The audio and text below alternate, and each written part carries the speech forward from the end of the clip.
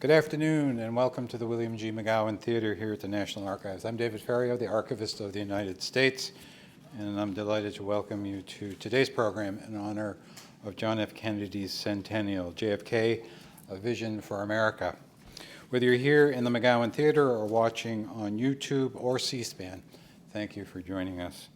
Before we get started, I'd like to tell you about two upcoming programs here in the McGowan Theater. Tomorrow evening at 7 p.m., author David Dallin will speak about the 8 Jewish men and women who have served or who currently serve as justices of the United States Supreme Court, a topic he explores in his new book, The Jewish Justices of the Supreme Court, From Brandeis to Kagan, Their Lives and Legacies. On Tuesday, May 23rd at noon, Marie Jenkins Schwartz will be here to discuss her latest book, Ties That Bound, Founding First Ladies and Slaves. Schwartz examines the relationships that developed between the earliest First Ladies from Virginia and the enslaved persons in their households. A book signing will follow that program also. To learn more about these and all of our public programs and exhibits, consult our monthly calendar of events in print or online at archives.gov. There are copies in the lobby as well as a sign-up sheet where you can receive it by regular mail or email. And another way to get more involved in the National Archives is to become a member of the National Archives Foundation. The foundation supports all of our education and outreach activities, and there are applications for membership in the lobby. When John F. Kennedy was born on May 29, 1917, the second of 9 children, the young 20th century wasn't that different from the late 19th century. Automobiles, airplanes, and motion pictures were still novelties, and Civil War veterans were still meeting for reunions. The United States had just entered World War I, and American doughboys would soon be shipping off to France. Jack Kennedy's lifetime saw some of the most extraordinary and rapid changes in American life. His generation, as he declared at his presidential inauguration, was a new generation of Americans unwilling to witness or permit the slow undoing of those human rights to which this nation has always been committed.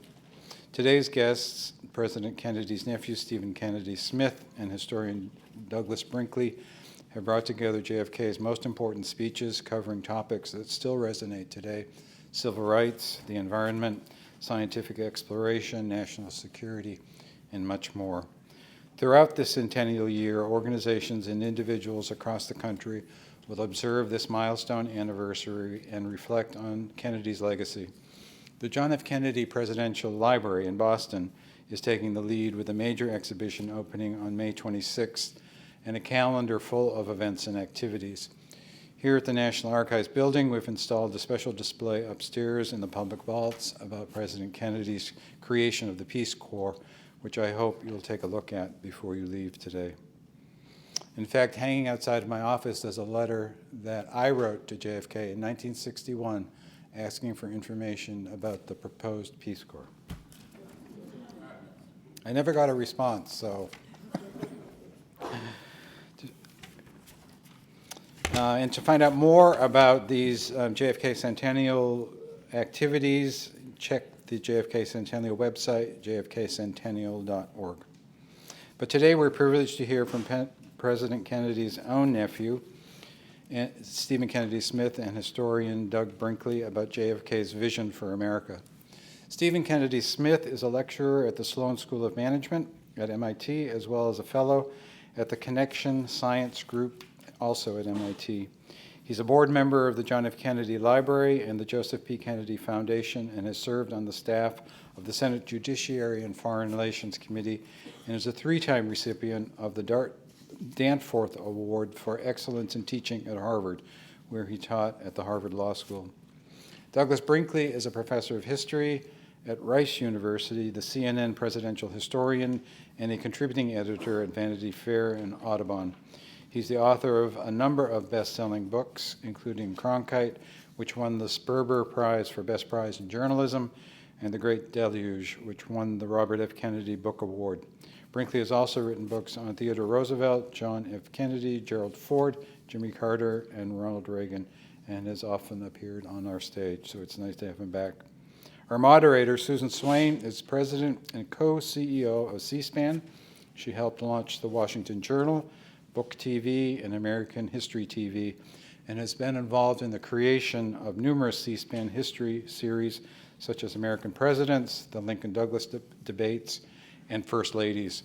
She's a two-time winner of the Vanguard Award, the cable industry's highest professional recognition, and has also been recognized by her industry as a cable TV pioneer. Ladies and gentlemen, please welcome Stephen Kennedy Smith, Douglas Brinkley, and Susan Swain.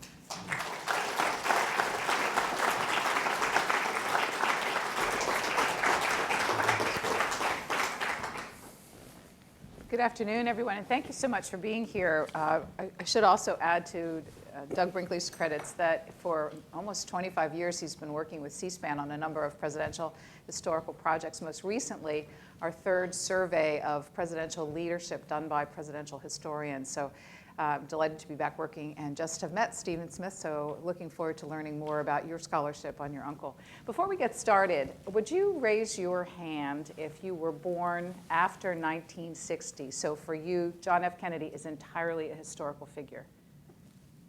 Okay, great. That just gives us a sense of perspective as we start out here. And I want to start with you, Doug Brinkley, because for the past 2 weeks or so, all the folks in this room and watching us on video have been bombarded with 100-day marker stories for our current president. In John F. Kennedy's time, was there a 100-day metric? There was a 100-day metric, and it's wonderful to be back at the National Archives. It's one of the great institutions in America, and Susan, thank you for being the interviewer. Yeah, the 100 days came out of Franklin Roosevelt's remarkable period. We used to do our presidential inaugurations in March, not January. So in March of 1933, FDR, when he gave his famous "We have nothing to fear but fear itself" address, he then went into a frenzy, really. Some people would call it the alphabet soup of the New Deal, of doing programs to start stimulating American pride and start working our way out of the Great Depression. For example, he did the Civilian Conservation Corps in his first 100 days, unemployed men and women planting trees across America and the like. And it was such a successful first 100 days that people would try to have to say, how did yours stack up? And Truman and Ike didn't really play ball on that 100 days thing, although Eisenhower knew he had to get us out of the Korean War pretty quickly because he had made a kind of promise, I will go to Korea my first months in office and solve it, and he did eventually solve it post 100 days in June of '53. But Kennedy started playing as a Democrat and trying to capture the new frontier modeled off of the New Deal, maybe doing the big 100 days. Richard Neustadt at Harvard, though, warned, let's talk about the spirit of the 100 days. let's not get too much into the policy weeds, and because we don't want to be compared to FDR too closely. In the end, John F. Kennedy, after his first 100 days, left office. Get ready for this, guys. He had about an 83% approval rating, John F. Kennedy. And that was in the middle of that first 100 days when he had the Bay of Pigs, which many historians think of as a fiasco. Kennedy took blame for the failed Cuba exercise in Cuba. And nevertheless, why? Why did he have such a high? Because he reached out across the aisle. He launched the Peace Corps on May 1st of 1961, an incredible program for young people. He started with the Alliance for Progress, and he engaged in the space race. Alan Shepard came in during that first days of Kennedy's administration and went in space, and the space race was on. And by May 25th, 1961, not long after that 100-day marker, that's when John F. Kennedy went to a joint session of Congress and said, we're going to put a man on the moon by the end of the decade, and started using the moonshot to kind of pull Democrats, Republicans alike together, say, let's do something that's a big American can-do project. So, Stephen, just some additional comments from you about that, because it was a very close election that brought John Kennedy into office. So how did he manage, do you think, in that short period of time, 100 days, to turn around the public perception after the hard-fought election? Yeah, so President Kennedy's average approval rating was 70%. And I think the reason that his approval rating was so high is because he gave Americans a framework for understanding their relationship to the country and the world. And if you look at the New Frontier speech, he says that the old ways will not do, and that we need to, have a new frontier in this country of innovation, imagination, and decision. And that he talked about the pioneers who were not prisoners of their own price tags. He talked about a society that was not every man for himself, but all for the common cause. So he set the tone for the nation. He gave people a story to understand their country and the world. And I think that coherent philosophy that he had was, unifying for people. And in the absence of such a philosophy, you have, which I said in the introduction to the book, you have vague emotions and spasmodic impulses. And so you have an incoherent approach if you don't really think about what your vision is for the future. And I think the other thing that's interesting about President Kennedy, he was a decorated combat veteran. He did believe in a strong military. But he had a much broader conception about what American identity really was. And for him, he drew this conception from American history and from his readings of Greek history and Roman history, and this notion that all great civilizations have great arts. They have great science and advancements in technology. The Romans built the roads. The Greeks had great Greek architecture.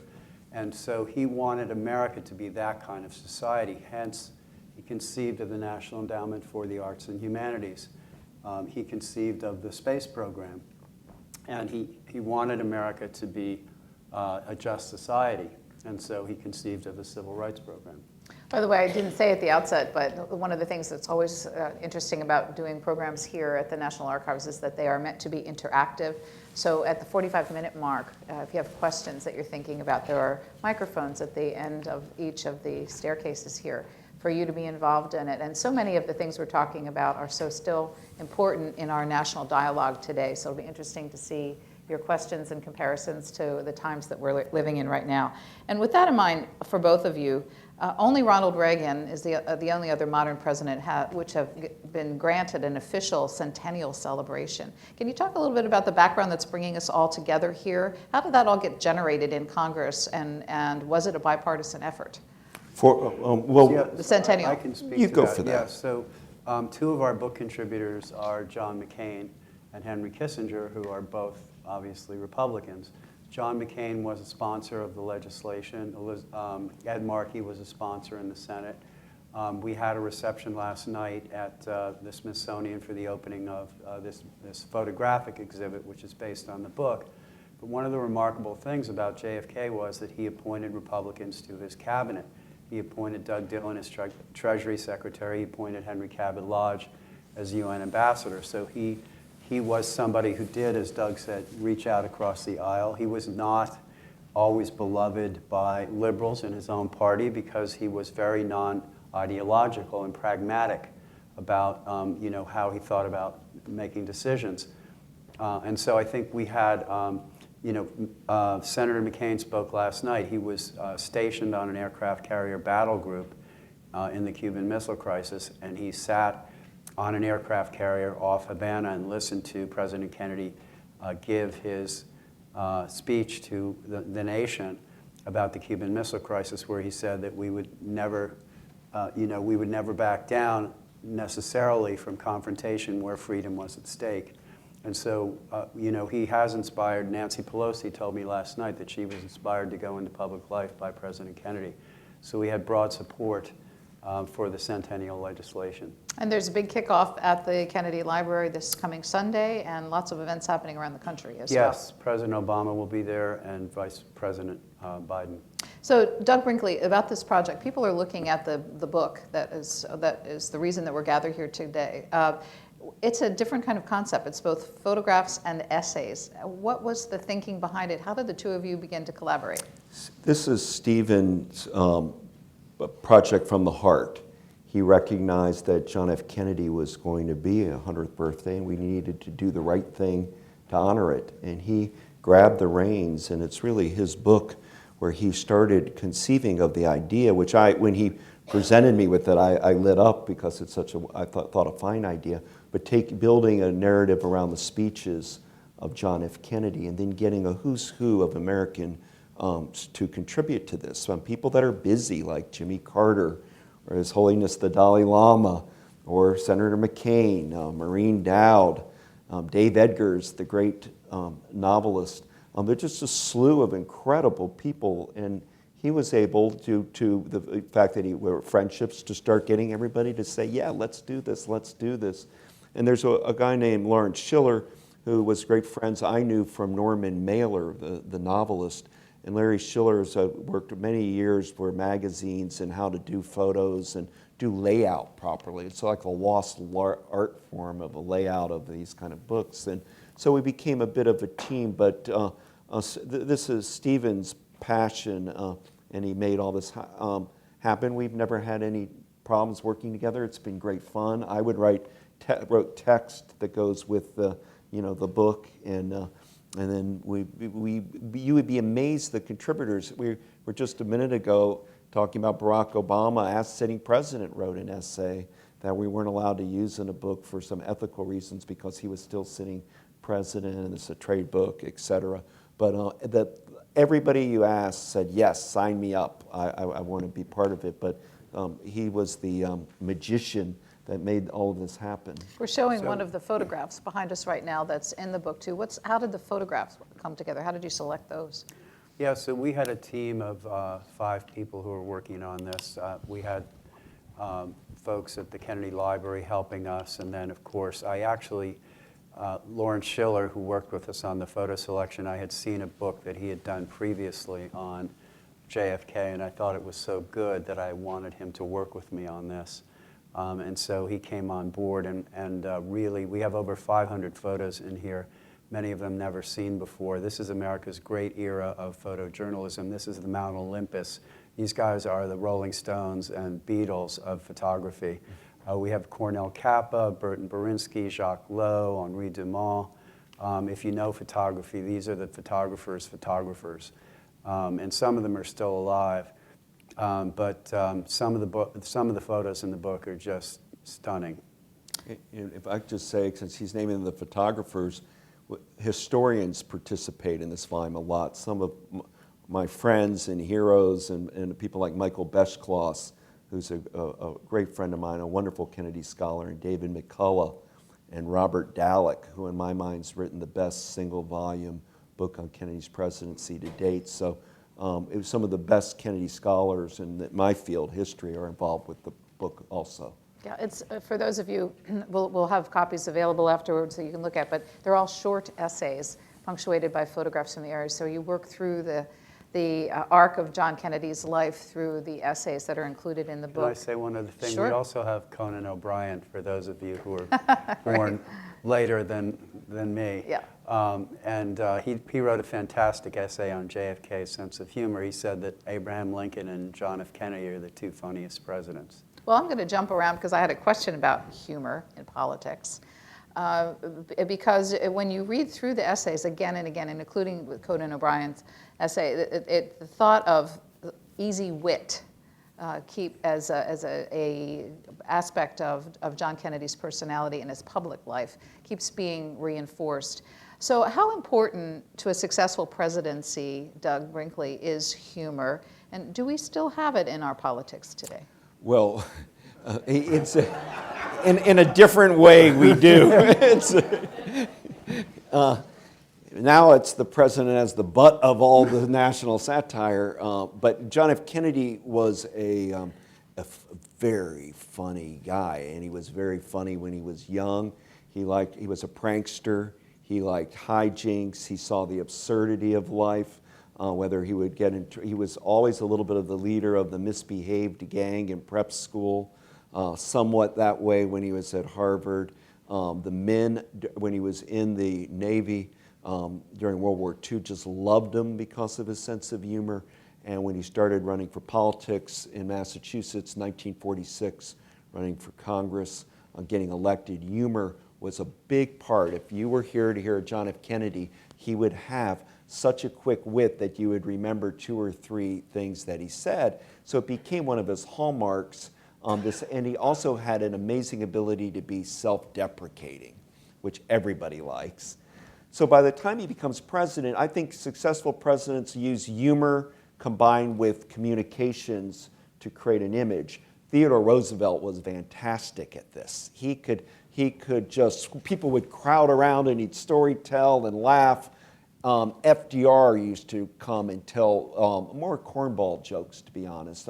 TR's was quick and witty, and FDR's a little cornier, his humor, but it worked. And then Ronald Reagan. I once edited a book called The Notes of Reagan would take file cabinets and put each joke and have it perfectly organized. So let's say he had to give a speech to a Kiwanis club, he'd have a speech, but then he'd go through these and pull out the note cards and put an arrow to say, tell the joke there, tell the joke there. And so when Reagan was done, you laughed. People want a dinner speech to have a couple of laughs. Humor is essential. And Kennedy then, last point, would do those press conferences. I bet everybody here has seen him. And Helen Thomas famously, they would get into a whole thing. But can you imagine people would leave a JFK press conference laughing, even though they were dealing often with very serious points of view. So I think if you took the charm, wit, and humor away from Jack Kennedy, it would have been a different being. They were part of his essence, being that way. So one thing they asked him when he got into office, whether he was surprised by anything, and he said, the only thing I was surprised by is that things were just as bad as I said they were. Which is a more humorous way of a similar message we're getting out of our current president, really. If you think about it, it's the way things are communicated that might have more effectiveness in the public sphere. So I wanted to talk about that concept of the new frontier.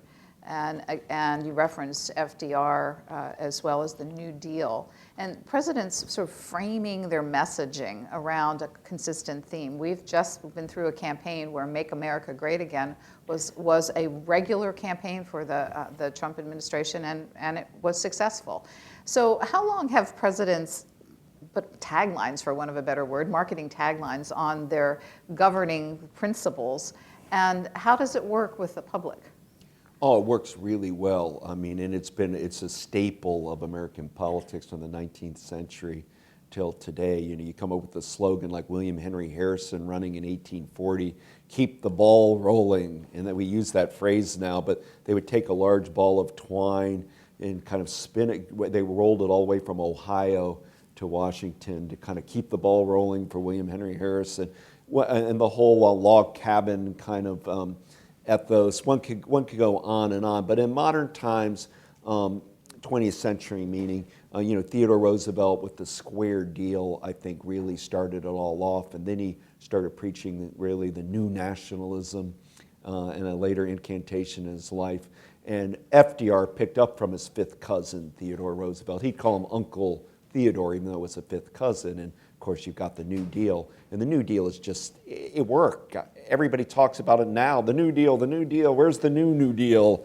And so presidents since then have tried to find a moniker, and Kennedy was very keen on doing so. Harry Truman had done the fair deal, so he didn't want to do deal again, so he played off of the word, called deal had been done, but so he played off the word new. And we all know when you run for president, right, you want they're all looking for change, or, and so the new frontier, and the frontier was space, the frontier was the oceans, the frontier was technology and science, and it worked. I thought it was a great slogan, I still do. People that loved Kennedy started defining themselves as new frontiersmen. There was a whole group of senators that could be determined if they were part of the New Frontier team, like Frank Church of Idaho or Clinton Anderson of New Mexico. And when that phrase became the cornerstone, really, of the Democratic Convention in 1960, when John F. Kennedy took the nomination in Los Angeles, he had beat out Hubert Humphrey. He had beat out Lyndon Johnson. He had beat out Adlai Stevenson, beat out Stuart Symington. I mean, he really had to run it. He ran for years trying to get that Democratic nomination.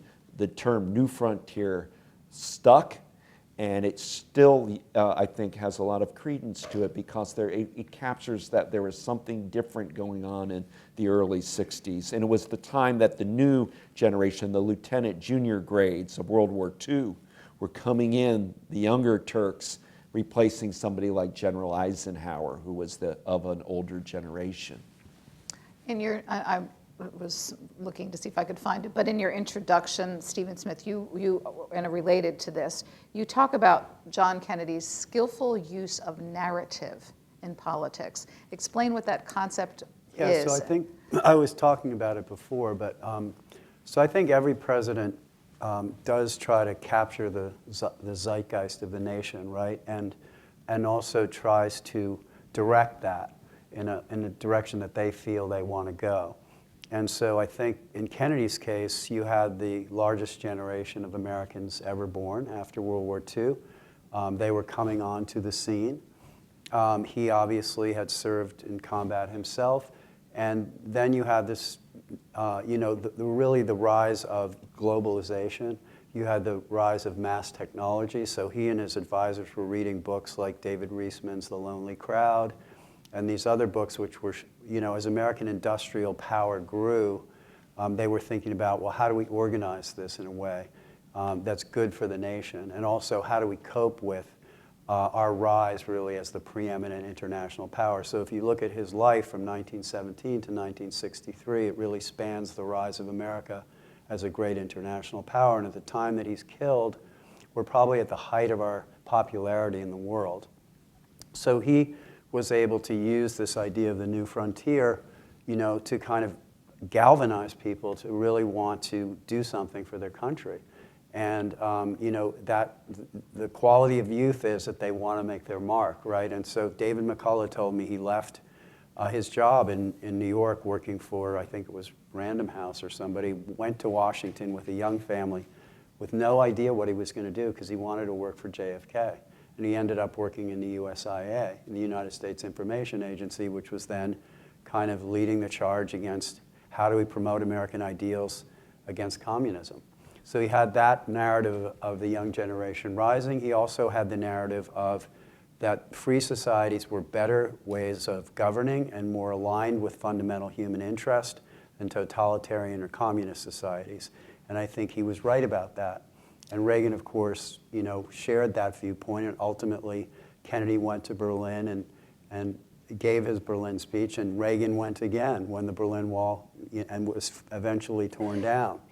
And so he had both of those narratives going, the narrative of national energy and the national of anti-communism. And then the third narrative that he had was he went to Independence Hall in Philadelphia, and he gave a speech called The Age of Interdependence, which is in the book. And he said, The American Revolution was the Revolution of 1776, which was the age of independence, but it was also the Revolution of 1787, which was the Revolution of interdependence, when we formed the Constitution and became a national and powerful society. And he said, this is what we're facing globally now. We have to build global institutions like the European Union and others that will be able to lead to greater cooperation and prosperity for everyone.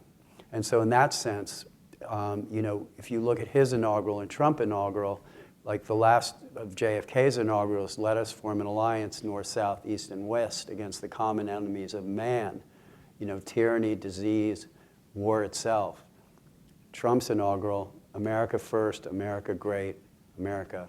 So that's the difference between JFK and Donald Trump. Yes, he believed in a strong national power, but he also understood that we are interdependent. So Stephen Smith refers to books that the president and members of his advisors were reading together. And I know that Barack Obama was quite a reader. George W. Bush doesn't get as much credit for it, but in fact, he was quite a reader of history and policy books in the White House. How important is it for a president to be well-read? Oh, I think it's essential, and most presidents are exceedingly well-read in presidential history.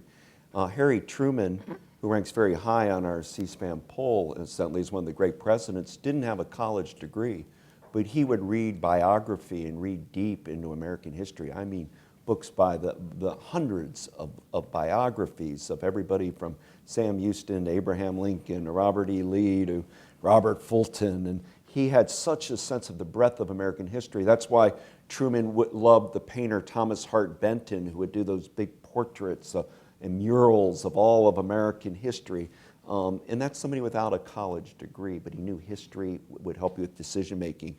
John F. Kennedy, for example, we read Barbara Tuchman's Guns of August, which was a warning about how big war can happen by strange little events that seem minor, but a chain of them could lead to something horrific.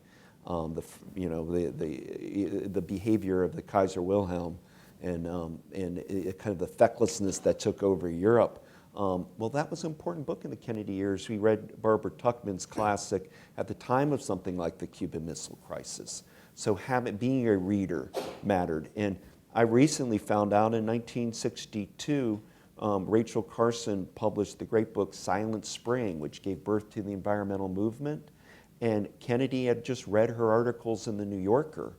And on a press conference was asked about it, and he said, Mrs. Carson, we're going to look into it. I'm going to get an investigation what she's saying. And he started backing Rachel Carson's attacks on pesticide, chemicals, DDTs, and the like. Previously, he had read her books, or at least two of the three of her Sea trilogy about the oceans that she had written in the 50s. So he was, and Rachel Carson, would go over with Jackie Kennedy in Georgetown, along with other women, New Frontier people, and talk about books, and that mattered. So when Kennedy comes in, he has Robert Frost give the inaugural. They start honoring Carl Sandburg. And these weren't just poets sneaking in for a second. It became a huge deal. Barack Obama tried to continue that. He would have a group of historians, David McCullough, myself, Robert Caro, Michael Beschloss, and others, meet all quite frequently, a number of times at the White House, to talk just history with President Obama. George W. Bush reads very deeply, particularly in Texas history. He has said his favorite books are about the King's Ranch, and a book called The Raven by Marcus James about Sam Houston, and George W. became a huge Abraham Lincoln reader, just like Barack Obama loves Lincoln.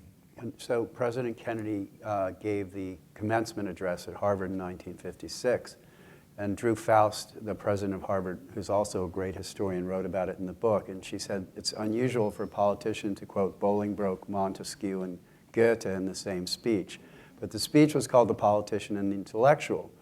And he said our nation's first politicians were also our nation's great writers and scholars. Books were their tools, not their enemies. And we need the disinterested viewpoint of the scholar to prevent us from being imprisoned in our own slogans. So this is his view of the importance of learning and reason in American politics. And of course, he was a historian himself. He wrote a very good review of the Adams papers. He won the Pulitzer Prize for history. And he certainly believed, as Doug said in reading Barbara Tuchman's book, that history mattered in presidential decision-making. Well, while we're talking about media, let's talk about the press. John F. Kennedy came into the White House at the really dawning of the age of television. And he also had a press corps that's very, very different from the kind of press corps that presidents face today, and a news cycle that was so very different. How did he, well, I'll just ask it generally, what was his relationship with the press? How did he use the news media to his advantage to advance policy goals? Well, he was a journalist, as been mentioned. After World War II, he wanted to really be a journalist, and you can go look up his old articles he would write. He covered the UN creation at the San Francisco conference. It appeared in papers all over the country. He was at Potsdam writing articles. So keep that in mind. Always about John F. Kennedy is that he had this kind of great love of books, but television is a game changer in politics. In 1952, like when CBS News decided to cover the convention, that started, it used to be smoke-filled. Now it started becoming infomercials for the parties. And you had to be telegenic. That became a new phrase that started being out there. In my research on Walter Cronkite, I was kind of astounded to learn that Cronkite was looking to make extra cash on the side for CBS, and he gave a quick seminar in how to look and sound on TV. And Sam Rayburn and John F. Kennedy took his course. And you know who didn't? Richard Nixon. Meaning, by Kennedy started recognizing that new medium in the way maybe Donald Trump's recognized the power of Twitter. I mean, but he did recognize TV was a big, big deal. So by the time we cut to the debates of 1960, you realize that's the first time we had a presidential debate in the United States. Was 19. Never had one before 60. Susan Swain has done the Lincoln-Douglas debates for C-SPAN, but that was, of course, about Illinois politics, even though it had national ramifications. So it got televised, and it's almost an old saw at this hand, but people that listened to Richard Nixon on radio thought he won the debates. People that watched on TV said John F. Kennedy won. And once he came in, CBS and NBC recognized this, just like now my network, CNN, we're covering Trump all the time.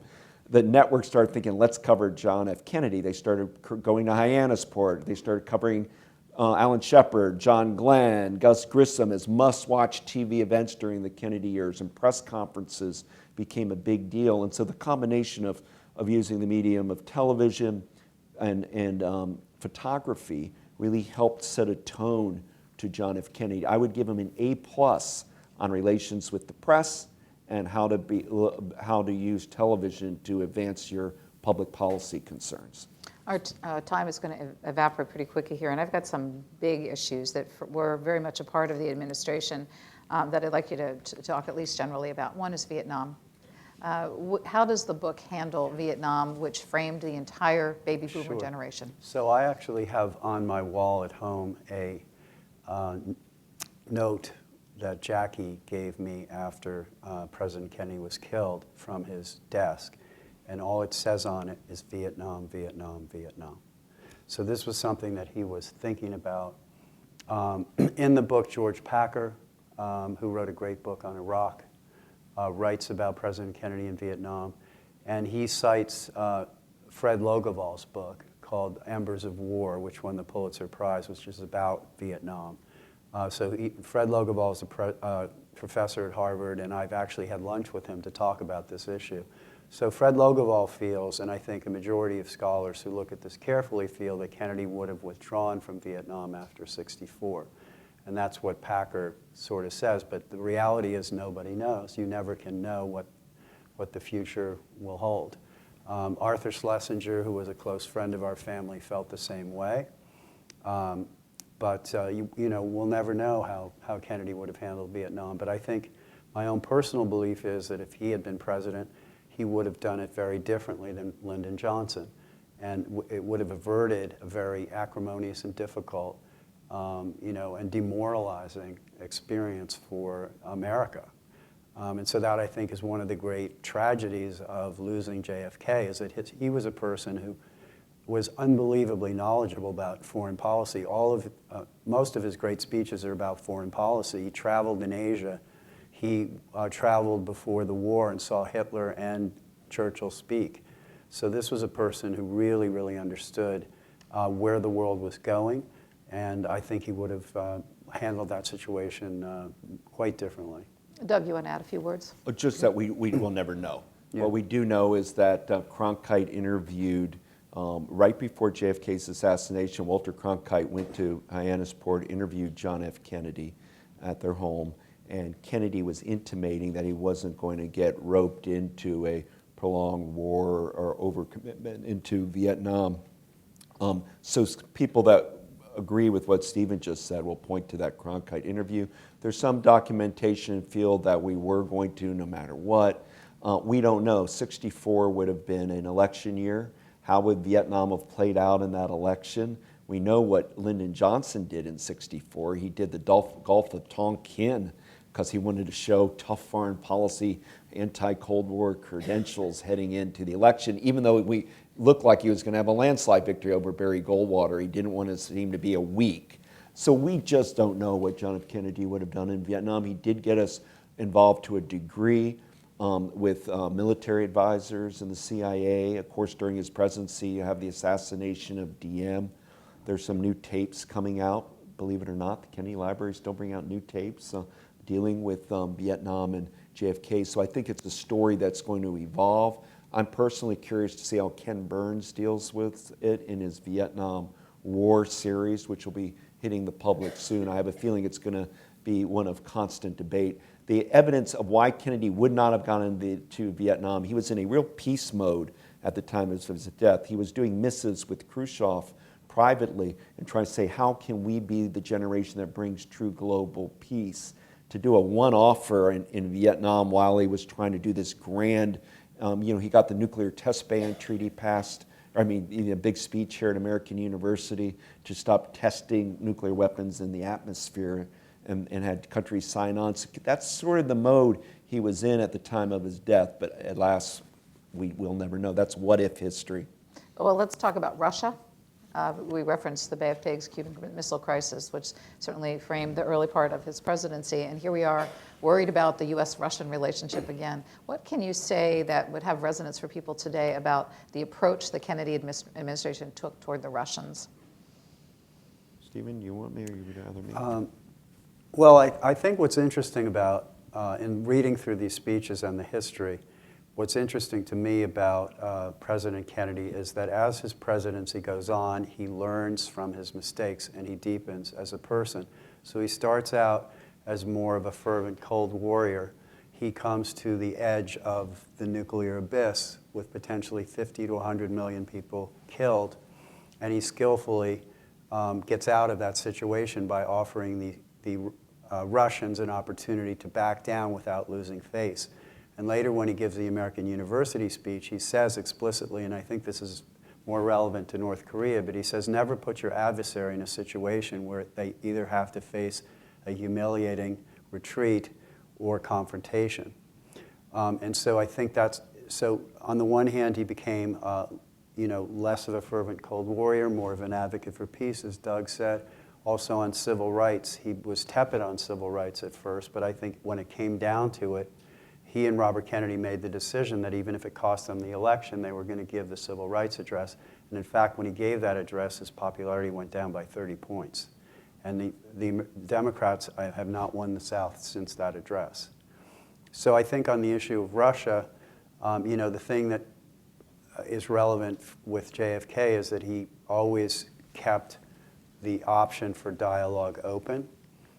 He never was naive about the intentions of the Russians. He didn't characterize them in ways that were very positive, although he did always characterize the Russian people in a positive way. And so I think that he had the balance, idealism without illusions. Idealism on the one hand, you have to deal with them. On the other hand, don't characterize a Russian leader in ways that are overly complimentary. to add to very briefly, the exciting thing is new documents are coming out all the time. We're here at the National Archives, and there are new Kennedy tapes coming out. A fellow, Tim Nefatali, is working on the U.S.-Soviet, because we've got Russian documents and archives opening up, which will shed new lights on the United States and Russia's relations. On a question I'm asked about a lot, the 1960 election, a man named Herb Gelman is writing a book on Kennedy and Nixon, and he has a more favorable view of Nixon, but he does this in impeccable scholarship. So it's a very fluid field, Kennedy studies right now, as new documentations, particularly from Cold War countries, start coming into play, and we could see what was really happening from outside of our borders. So we have about 5-6 minutes for our conversation, and then we have time for questions. So if you're thinking about a question, it might be expedient if you can make your way over to one of the microphones. Let me turn to some personal sides of this. We've got a photograph from Look magazine. I think if we can get it on the screen, cover of Look magazine, which is includes you, I think, Stephen Smith. So my question when I look at that is, since the assassination, there's been so much mythology around in this country about John F. Kennedy. What can you tell us about the personal John Kennedy that is different or larger than or more important than the public image mythology that we've So I was only 6 when my uncle was... Where are you in there, by the way? Oh, that's me in the front seat. Now, if you look closely, I look concerned. And because I'm concerned because we're heading for a very large hill at a high rate of speed in a small overloaded golf cart driven by a guy who wrecked his PT boat during the war. And you knew that at age 6, huh? So that, what he would do, we would all get on that golf cart and we would drive for this hill. And he would come down also out of the, what we called the whirlybird, right? Those choppers, those Marine choppers, and land on the lawn.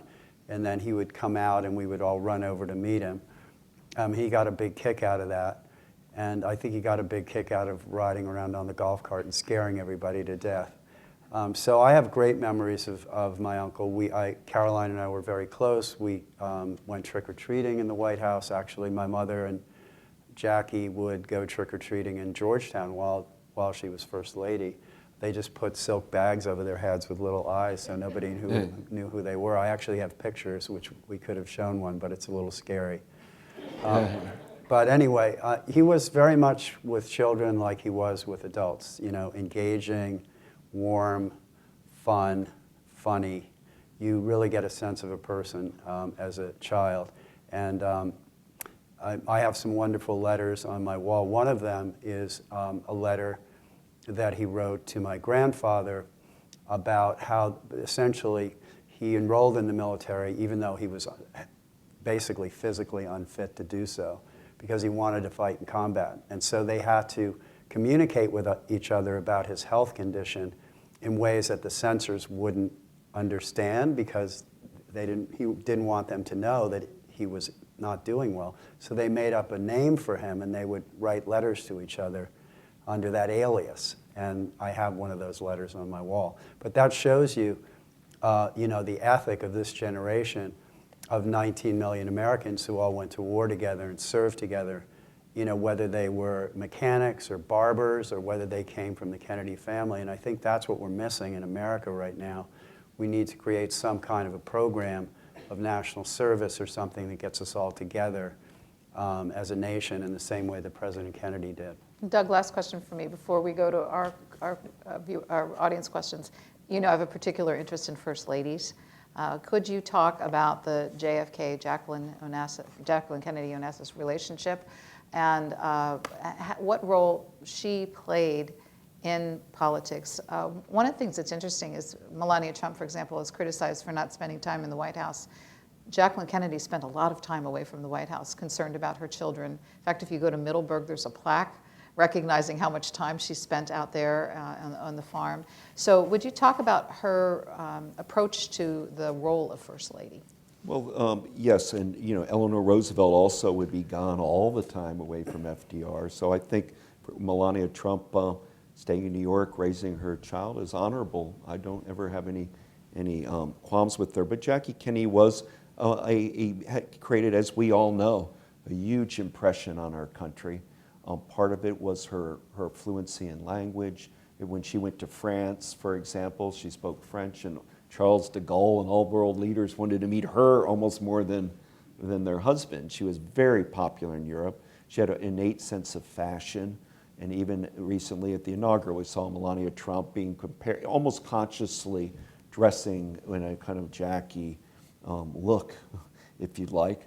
But she was a mother, and she was raising 2 little children, and they had a miscarriage before, and she wanted to raise those kids right in life, just like the Obamas have had to do with their kids. Look how well and wonderful both of Jackie's children came out to be, and so I think. But beyond that, she had a sense of decor. She liked modern art. She loved writers. I recently read all of her correspondence with John Steinbeck, and Steinbeck wrote Jackie Kennedy this most heartbreaking letter that your husband will live on right after his death, that she was engaging in Steinbeck, and he was talking about King Arthur and European history and what a hero means, and why a hero in history is bigger than a politician or statesperson. What is a hero? And so writers loved her, artists loved her, the country loved her, and she created a kind of modern First Lady by doing things the way she wanted to do, much more visible than, say, Bess Truman or Mamie Eisenhower ever were. We'll start over here, sir. Theodore Sorensen, the speechwriter for President Kennedy, speak at an event here at the National Archives once, and he was very quick to make sure that everybody knew that President Kennedy's speeches were President Kennedy's speeches. They weren't his speeches. And I wonder, what do you know about the process that they worked together in coming up with their speeches? Not just the wording, but also the substance of it as well. So Dick Goodwin was also a speechwriter for President Kennedy, and he worked on the City on the Hill speech that was famously JFK, said we'll be judged by the answer to 4 questions: were we truly men of judgment? Were we truly men of integrity? Were we truly men of dedication? And what's the last one, Doug? Anyway, so Dick described the process, and basically, JFK asked him to look at Lincoln's second inaugural. They talked about the ideas that President Kennedy wanted in the speech. He would come up with a draft, and then President Kennedy would mark up the draft, and then he would come back with another draft, and then frequently Kennedy would mark that one up as well. So I think it was a collaborative process. Obviously, no president can write all his speeches, and JFK had some very gifted people: Arthur Schlesinger, Dick Goodwin, Ted Sorensen. But I did put that quote from Ted Sorensen in the introduction, actually, that these were Kennedy's ideas, because they really were. And Kennedy was incredibly well read, and had very obscure knowledge of history. Like he directed Dick to John Winthrop's sermon to the Puritans, which at that time was not well known. It became well known after Reagan then later again quoted it. But it was Kennedy who first surfaced that and directed Dick Goodwin to read it and come back with a draft. One of the points made in the book, which had escaped my knowledge before, was that Jack Kennedy, as a younger man, was not a good speech maker, and it was a skill that he had to learn to acquire for himself, which is interesting when we think so much about the soaring rhetoric now carved into buildings and the like. Yes, sir, you're next. The issue of his Catholicism is frequently dealt with, but my mother seemed to have a bugaboo against Jack because of the fact that he appointed his brother as Attorney General. Obviously, the current president has redefined nepotism. But how big of an issue was this during Kennedy's day, or was it something that people really didn't care about? Great, thanks. So I remember he said to Robert Kennedy when they were walking out to give the press conference, "Stop smiling, Bobby, you'll look happy." So I think it's a legitimate issue. I mean, fortunately, Robert Kennedy was fairly well qualified. He served on the Rackets Committee in the Senate. He'd run a presidential campaign. But there's legitimate concerns about appointing your relatives to office. I mean, and I think partially what should be considered is how qualified are these people anyway to do what they're what they're assigned to be doing, right? If someone's well qualified for the job, they shouldn't necessarily not be able to do it. But I think it's a legitimate concern. And Doug, didn't Congress change the law after? Yeah, they put an anti-nepotism law after the fact that Robert Kennedy. The problem with Robert Kennedy did a remarkable job as Attorney General, but the danger is when you're in a meeting room, people are afraid to maybe criticize or yell at. You can imagine with Donald Trump now, who wants to yell at Ivanka in front of her father, disagree openly. So it does create a different dynamic. But on the Ivanka issue, I'm perfectly fine if she feels that they're, or with Jared Kushner, that they need to, they're part of that circle. I don't really have too big of problems with it. With it said, we got to keep our eyes on that nepotism law and make sure that it doesn't get shattered. You're up next, sir. Well, thank you for being here, and thank you for sharing the vision of John F. Kennedy, and especially this particular month.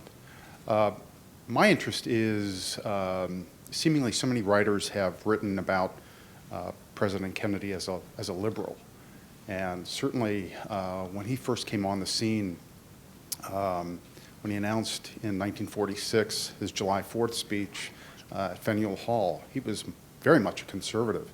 And that seemingly has been lost. And even, his first few years of his presidency, he was much more of a conservative than Richard Nixon was. I mean, certainly if you put that on the continuum, Nixon actually is more of a liberal than Kennedy is. So I'm just kind of curious how you would respond to, today's president with respect to foreign policy as well as tax reform. Certainly one of the issues that the present occupant of the White House is looking at is tax reform, and looking at President Kennedy's version of tax reform as well. So President Kennedy at the time that he cut taxes, the highest marginal tax rate for people making over $440,000 a year was 91%. He cut it to 67%. So the idea that a tax cut now is equivalent with that is ridiculous. Secondly, I think what is useful for the Democratic Party to consider from JFK is that he put civic identity first. In other words, our family were Irish Catholic, but we were Americans first. And he thought about himself and his family as Americans. And I think the Democratic Party has overemphasized social category as identity and group politics. At least it's perceived that way by a lot of people. And I think JFK was a centrist Democrat. He appointed Republicans to his cabinet, Doug Dillon and Henry Cabot Lodge, as I mentioned. So I think that if the Democratic Party wants to win another election, they could take a page from John F. Kennedy's book and think about how they could be more pragmatic and inclusive, of a kind of larger message. George Bundy, National Security Advisor, was a Republican who worked for Henry L. Stimson. And Robert McNamara, while a Democrat, came out of corporate culture with Ford Motor and was very, conservative person in many ways. So you're right. We sometimes misthink of the JFK years as kind of a bastion of liberalism, and that might be because Ted Kennedy had such a long liberal career that people just morph all Kennedy thinking into one. But Jack Kennedy had a brand of leadership and American identity, I think, slightly different perhaps than Ted Kennedy. And look at Arthur Schlesinger's book, The Vital Center, Arthur Schlesinger Jr., where talking about the need for liberals to be fierce anti-communist, and what it means to be a centrist American. And you'll start getting close to where John F. Kennedy's philosophical thinking on this is. Yeah, he also gave a speech, which is in the book, E.J. Dionne, who wrote about that speech? John Alter, called Definition of a Liberal. And he said basically that liberalism is a belief in the possibility of society to improve itself. That's why he was pro-government, because he thought we could actually accomplish things together. And that versus conservatism, which tends to try to protect what's already been established, right? So I think in that sense, he was a true liberal. He did believe that government could be effective. That's the primary idea that he had. He thought that the government could do space program. He proposed Medicare and Medicare. He made changes in or proposed changes in immigration law that led to the 1965 Immigration Act that made America a more diverse country. So I think in the sense that he was a can-do person, he was a liberal. In the sense he wasn't dogmatically, programmatically liberal. So you're our last question, sir. Hi, Carl Donovan. When I was 5 or 6 years old, I was privileged with my family to watch the fireworks from the White House lawn on the 4th of July. My father was space advisor in the President's Science Advisory Committee right next door to the Eisenhower building. But my question isn't space related, and actually it's a two-part question. JFK versus the national security state, or CIA, which he, I believe, wanted to rein in from its entanglements in the internal affairs of other countries. And I would point to, ask your research, please, on this. Truman, a month after the assassination, wrote an op-ed piece in the Washington Post titled "Limit CIA Role to Intelligence." And he seemed well aware that the regime change activities, assassinations, were creating a bad reputation for us around the world. So what have JFK done in that respect? And also, concerning the monetary system, as Andrew Jackson ended the second Bank of the U.S., Kennedy began to initiate a Treasury note, $1 note redeemable in silver, which arguably began to undermine the expansion of the Federal Reserve, which has become the enabler of the Pax Americana, enabled by U.S. weapons around the world, that Eisenhower warned against, and I think Kennedy warned against in his American University speech. So, monetary reform and the national security Thank you state. for those two very simple questions. I'll take one part of that. Thank you for your service. Did you work in the space world, His or father. just your father did? I'll talk to you. My father has a crater on the moon named after him, so I'm destined to be underachiever. That's Said if wonderful. you didn't hear on the mic, his father has a crater on the moon. That's a wonderful story. Named after him. Look, the CIA of the 50s would do a lot of, under the Allen Dulles' leadership, we made a lot of Democrats very skeptical. Dulles, I mean, this was an era where we would do, in Guatemala, we'd be dealing with the coup, we'd be undermining the situation in Iran. We were really using the CIA in these covert operations, including perhaps assassination as a mode of American Cold War policy.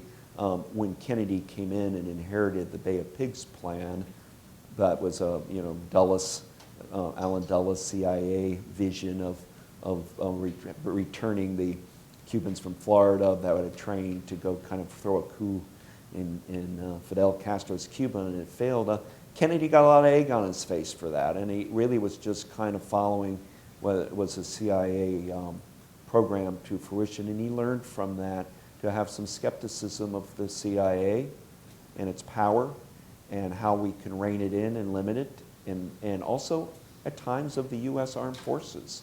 He did not always say yes to the generals. He was not over enamored by brass. I mean, and in that way he was tough. John F. Kennedy was a tough operator, and he had enemies internally within DOD and CIA because he made it clear it's a civilian control to the military, and he made the CIA say, we may look, I'm not quite sure I fully trust some of the things you're doing abroad. You want to answer monetary policy, Stephen, since... No. No? Okay. I'll say what President Kennedy would say, no. Okay. Well, then, let me close with just asking one question. The chapter on the assassination in the book is titled something that anyone that did not raise their hand, in other words, they were alive when President Kennedy died, has asked that question. It's titled, "Where Were You When?" What was your choice in giving the assassination really such a very small part of this overall book? And the second part for both of you, let's wrap up by talking about how did the assassination change our view of his presidency and his legacy? So I asked Don DeLillo to write that essay because I think he's one of our nation's most brilliant writers, and he wrote a book about this topic. I think it's a stunning essay. And I think, we knew we had to deal with the assassination. I think there's been too much attention paid to the assassination in a sense at the expense of considering what is really important and useful about President Kennedy's ideas for today. And so we deliberately have always celebrated his birthday, right? And so I think we have to note that this was a national tragedy and a tragedy for our family, but we also have to note, as he said, that a man may die, nations may rise and fall, but an idea lives on.